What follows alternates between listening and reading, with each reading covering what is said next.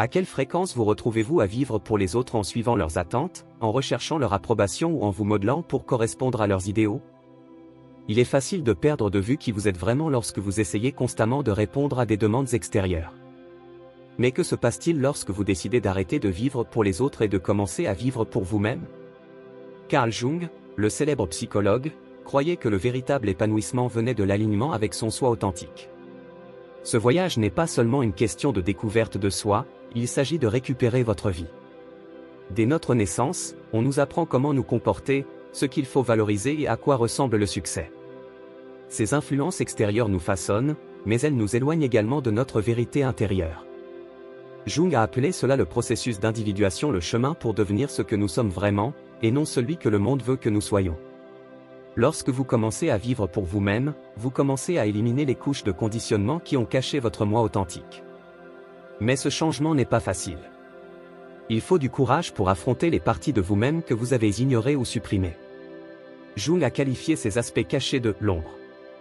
Ce sont les traits, les désirs et les émotions qu'on nous a appris à rejeter, la colère, la vulnérabilité, l'ambition ou même la joie. Lorsque vous commencez à vivre pour vous-même, vous commencez à intégrer ces éléments, créant ainsi une version plus complète et équilibrée de qui vous êtes. La première étape est la conscience de soi. Posez-vous la question, les choix que je fais sont-ils vraiment les miens ou sont-ils influencés par d'autres? Mes objectifs sont-ils alignés sur mes valeurs les plus profondes ou sont-ils façonnés par les attentes de la société? Lorsque vous commencez à poser ces questions, vous commencez à vous libérer des schémas qui vous maintiennent coincés. Vivre pour soi ne signifie pas abandonner les autres ou devenir égoïste. Cela signifie honorer votre vérité, faire confiance à votre intuition et prendre des décisions qui résonnent avec votre âme. C'est là que commence la vraie liberté. Lorsque vous commencez à vivre pour vous-même, quelque chose de profond se produit, le monde qui vous entoure commence à changer. Carl Jung a appelé ce phénomène la synchronicité, des coïncidences significatives qui se produisent lorsque vous vous alignez sur votre moi authentique. Ce ne sont pas des événements aléatoires, ce sont des signes que vous êtes sur la bonne voie. Les portes s'ouvrent, des opportunités se présentent et les bonnes personnes apparaissent, non pas parce que l'univers vous récompense, mais parce que vous êtes devenu un aimant pour ce qui résonne vraiment dans votre âme. Mais cette transformation ne se produit pas du jour au lendemain. Cela commence par de petits choix délibérés. Par exemple, dire non aux choses qui drainent votre énergie, fixer des limites avec les personnes qui ne respectent pas votre temps ou poursuivre une passion que vous avez longtemps ignorée. Ces actions peuvent sembler inconfortables au début, surtout si vous avez l'habitude de donner la priorité aux autres plutôt qu'à vous-même. Pourtant, chaque décision renforce votre connexion avec votre moi intérieur. Jung croyait que l'inconscient était un guide puissant. Lorsque vous commencez à vivre de manière authentique, vous puisez dans cette sagesse intérieure. Vous commencez à remarquer des schémas dans votre vie, des situations répétées, des défis récurrents ou des émotions familières. Ce ne sont pas des coïncidences, ce sont des messages de votre inconscient, vous invitant à affronter ce que vous avez évité. Par exemple, vous êtes-vous déjà retrouvé dans des relations dans lesquelles vous vous sentez sous-évalué ou méconnu? Jung dirait que ces dynamiques reflètent une partie de vous-même non guérie, la conviction que vous ne méritez pas mieux. Quand on commence à vivre pour soi, on ne tolère plus ces déséquilibres.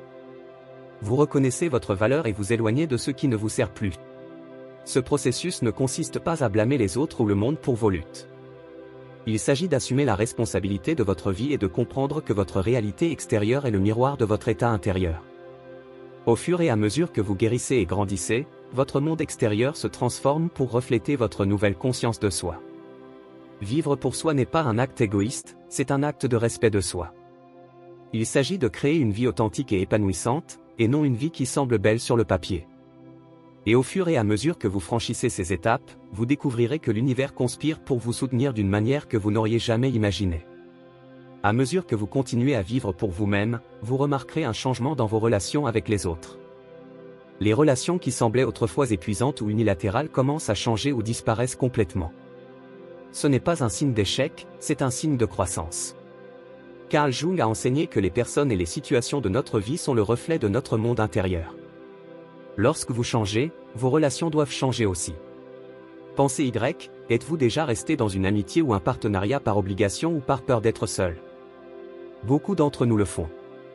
Nous tolérons la maltraitance, la négligence ou la distance émotionnelle parce que nous avons peur de perdre le lien.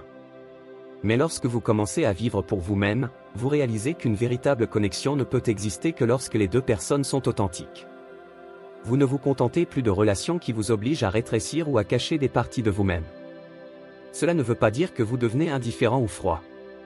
Au contraire, vivre authentiquement vous permet d'aimer plus profondément, car votre amour n'est plus lié à l'approbation ou à la validation. Vous donnez librement, non pas parce que vous avez besoin de quelque chose en retour, mais parce que cela correspond à vos valeurs. Et ce faisant, vous attirez des personnes qui vous apprécient pour ce que vous êtes vraiment. Jung a également souligné l'importance d'affronter l'ombre dans les relations. Souvent, les traits que nous n'aimons pas chez les autres sont ceux que nous avons rejetés chez nous-mêmes. Par exemple, si vous êtes irrité par le besoin d'attention de quelqu'un, c'est peut-être parce que vous avez réprimé votre propre désir d'être vu. Lorsque vous commencez à vivre pour vous-même, vous commencez à reconnaître ces projections et à assumer la responsabilité de vos propres émotions. Ce processus peut être inconfortable. Cela nécessite de l'honnêteté, de la vulnérabilité et une volonté d'abandonner ce qui ne vous sert plus. Mais les récompenses sont profondes. En vous alignant sur votre véritable moi, vous créez un espace pour des relations authentiques, solidaires et enrichissantes. Vivre pour soi n'est pas une question d'isolement, il s'agit de connexion avec vous-même et avec les autres. Et à mesure que vous approfondissez ce lien, vous constaterez que les relations dans votre vie deviennent une source de force et non de lutte. L'un des aspects les plus transformateurs de la vie pour soi est la façon dont elle remodèle votre sens du but. Pendant des années, vous avez peut-être poursuivi des objectifs qui vous ont été imposés, gravir les échelons de l'entreprise, accumuler des richesses ou répondre aux normes de réussite de la société. Mais lorsque vous commencez à vivre de manière authentique, ces marqueurs externes perdent leur emprise sur vous. Au lieu de cela, vous commencez à poursuivre ce qui compte vraiment pour ***. Carl Jung croyait que chacun de nous avait un objectif unique, un mythe personnel, qui guide nos vies. Ce n'est pas quelque chose que l'on peut trouver dans le monde extérieur, cela se découvre à l'intérieur. Lorsque vous commencez à vivre pour vous-même, vous puisez dans ce récit intérieur. Vous commencez à poser des questions telles que « Qu'est-ce qui m'apporte de la joie ? Qu'est-ce qui me passionne ? Quel héritage est-ce que je veux laisser derrière moi ?» Ce changement nécessite souvent d'abandonner les anciennes identités. Peut-être vous êtes-vous défini par votre travail, votre rôle dans votre famille ou vos réalisations. Mais ces étiquettes ne sont que cela, des étiquettes. Ils ne définissent pas votre essence. Vivre pour soi signifie se débarrasser de ces couches et accepter l'incertitude quant à qui vous êtes en train de devenir. Jung a appelé ce processus « individuation ». Il ne s'agit pas de perfection ou d'atteindre une destination finale, il s'agit d'évoluer et d'intégrer continuellement toutes les parties de vous-même. En chemin, vous rencontrerez des résistances, tant de l'intérieur que des autres. Les gens peuvent remettre en question vos choix ou essayer de vous ramener à d'anciens schémas. Mais lorsque vous êtes enraciné dans votre vérité, leurs opinions perdent de leur pouvoir. Au fur et à mesure que vous vous alignez sur votre objectif, vous remarquerez une sensation de fluidité dans votre vie. Les tâches qui semblaient autrefois fastidieuses deviennent significatives. Les défis deviennent des opportunités de croissance. Et même dans les moments de doute, vous ressentirez un profond sentiment d'alignement, comme si vous étiez exactement là où vous êtes censé être. Vivre pour soi ne signifie pas rejeter ses responsabilités ou abandonner ses engagements. Il s'agit de donner à votre vie une intention et un sens. Il s'agit de créer une vie qui ressemble à la vôtre, et non une vie qui vous a été confiée. Le voyage pour vivre pour soi ne se termine pas par la découverte de soi ou par l'alignement sur votre objectif, c'est un processus continu de croissance et de renouveau. Carl Jung a souvent parlé de la nature cyclique de la vie, où les fins cèdent la place à de nouveaux départs.